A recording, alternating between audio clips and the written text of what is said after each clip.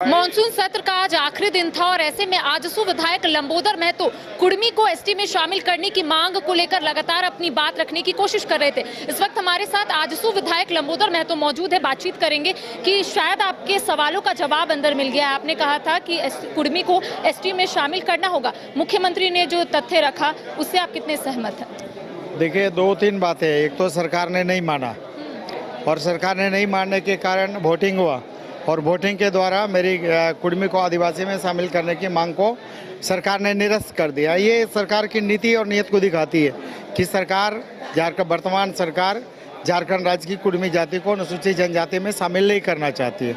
और दूसरी तरह से उन्होंने व्यंग्यात्मक लहजे से कहा कि आप इधर क्यों आना चाहते हैं, पहले से जो आदिवासी है उनकी स्थिति बहुत खराब है।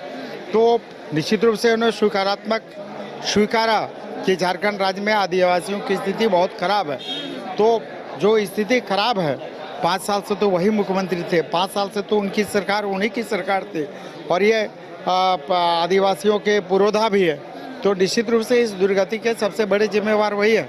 और निश्चित रूप से आज भी अभी भी हम बोल रहे हैं कि निश्चित रूप से झारखंड राज्य की कुर्मी जातियों को अनुसूचित जनजाति में शामिल किया जाना चाहिए। उनका कहना है कि कई विधायक जो है केंद्र सरकार के पास भेजे गए हैं, वो लटका हुआ है। उनका कहना है सरना आदिवासी धर्म कोड को भी हम लोगों ने केंद्र सरकार को भेजा, लेकिन अब तक कोई पॉजिटिव रिस्पांस नहीं आया है। तो कैसे हम लोग कुर्मी को एसटी में शामिल कर देंगे जब यहाँ पर आदिवासियों की स्थिति उतनी बेहतर नहीं है?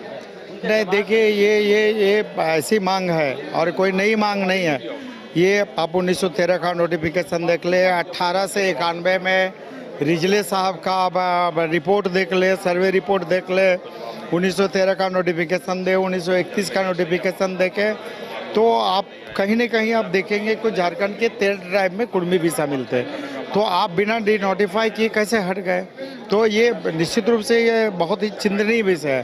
तो हम लोगों ने वही कहा कि आप फिर से, क्योंकि हम तो ट्राइब की सूची में शामिल थे, हमको फिर से आप ट्राइब की सूची में शामिल करिए। अच्छा, अब क्या कीजिएगा? सत्र का आज आखिरी दिन था, आगे किस तरीके से अपनी मांगों को लेकर जाइए? आगे हम लोग के लिए रास्ता खुला हुआ है। हम लोग सड़क से लेके सरकार के समक्ष तक इस बात को रखेंगे और इस लड़ाई को लड़ते रहेंगे। लेकिन हेमंत सोरेन ने जो बयान दिया उससे तो ये स्पष्ट हो गया कि उनका कहना है कि अगर आप लोगों को हम लोग एसटी में शामिल करते हैं, यानी कि कुर्मी को एसटी में शामिल करते हैं, तो आदिवासियों को उनका हक नहीं मिलेगा।